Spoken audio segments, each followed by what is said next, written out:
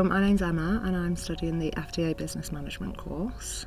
I think before I came, I expected it to be like a big class, 30 of us. I also expected to be the oldest, so I was a little bit nervous about that. But it turns out there are people my age and older, and we're actually in a really small, intimate class, so there's only 8 of us, which I think is really good because we get a lot of one-on-one time. We've got time to send assignments over and get feedback, that sort of thing.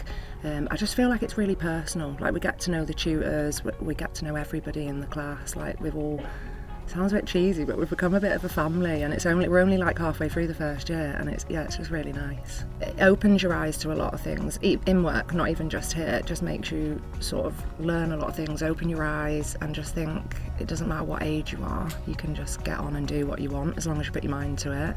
Yeah, I'm really enjoying it. I don't think I'd stepped foot in a library before I started my course here. Like I say, when I was younger, I'm diagnosed with ADHD. I got diagnosed when I was 30, and when I was younger, it was just, if I wasn't interested, I wasn't interested, and that was it. I never stepped foot in a library, didn't revise, didn't do anything like that. But this time round, it's just a completely different journey. I was out of education, for like 20 years. So I would say that anyone that's been out of it for a while and is thinking about it, stop thinking and just do it. Because I spent maybe 2 years thinking, should I, shan't I, should I? And then now I've done it. I wish I'd done it a lot sooner. Another reason I did it is my son's 15, he's doing his mock GCSEs, and I just sort of wanted to show him that no matter what age you are, as long as you try your hardest, you can achieve what you want to achieve.